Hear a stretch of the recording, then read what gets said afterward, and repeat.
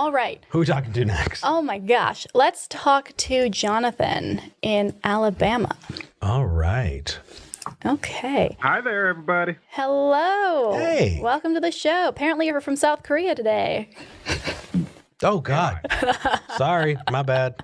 You're good. Johnathan, how can we help you? Well, just following up on a question I asked a panel at Faithless Forum. I had talked a little bit on it. By the way, great time. It was awesome meeting you. Oh, it was so good. It was so It was a lot of good. fun. I would give anything to be able to do more stuff like that for you guys, though. Like, I would love to build you some sound panels and just bring them down. Hey. Up for you. We're down for that if you. Well, especially post COVID. I'm sorry. I'm just stuck on meeting you, man. Yeah. It was After great. everything being fully vaccinated, getting to hug someone, and Jonathan's a good hugger, you guys. Absolutely. I am. It was really wonderful. Point of pride right there. But anyway. Yeah. What's your question? Well, I'm just asking, like, as atheists and humanists, what accommodations do we owe to our elders in cognitive decline who are under our care in regards to, making sure they can have some of the religious experiences they expect to be able to have in their old age? Yeah. That's a rough question. And I think there are a couple caveats here.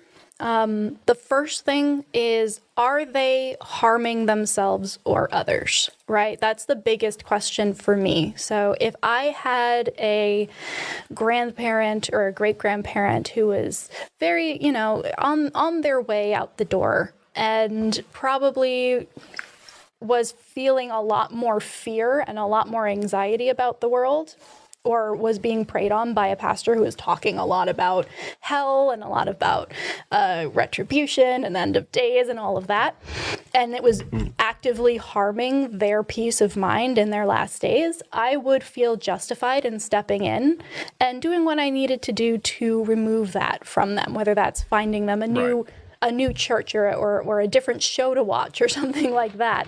That is mitigating harm, right? And in the same way, if they were causing harm to somebody, then that is also something where, you would have to gently step in and mitigate that.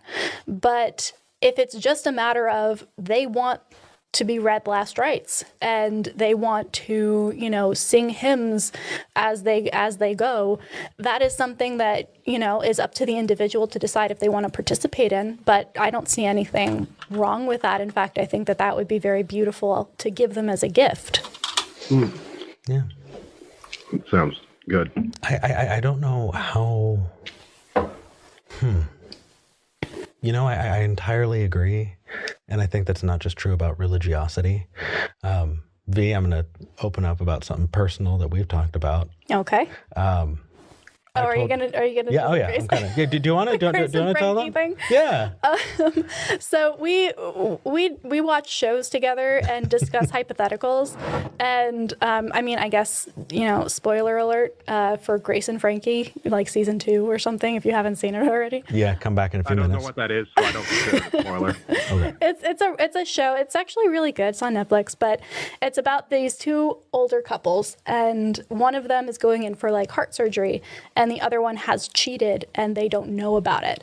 And there's this whole will they tell them in time? Will they not? Will the person survive? Will they have to tell after? Like this whole thing. And Eric turns around and looks at me. And I was like, V, if I'm dying and you cheated on me, lie to me. Don't tell me. Don't. Oh, I agree with that entirely. I don't need that shit. I don't need that. Lie to me. And you know what? Just know that I gave you permission right now to not feel like just lie. And this is, again, not an ought, but an is. Personally, I feel like if I don't have the time to process that, then just it's okay. And so I think I would probably take that viewpoint to religion as well. And I advise the platinum rule. Just because it's something I would like doesn't mean that's what other people would like. Treat people as they would want to be treated. And so if you have someone who's declining in years and are toward the end and they really enjoyed that from you, then give that to them. But if they're just hey, you know what, I'm on my way out, then Yeah. more practical application of this. Yeah. For example, I'll just go ahead and say it. It's not a hypothetical for me. I Yeah. live with an elderly grandmother who, I love her, but she was never that smart, and she's not gotten any better with regards to that. Old age has done her no favors with. She was a simple-minded person to begin with, and I have taken an approach towards treating her more like a child with the content she gets to see. Mm-hmm. Like, I've started using parental controls on the cable simply because of how, quite frankly, scary some of the things she can get into her head due to the Fox News and whatnot Mm-hmm. Yeah. are. I mean, Yeah. and it's horrifying to me to see how easy it is to take a woman who, decided to learn Spanish in her late 60s to be more accommodating towards people, and then see her being convinced of racist rhetoric Yeah. because it's tied in with the religious packaging. Right.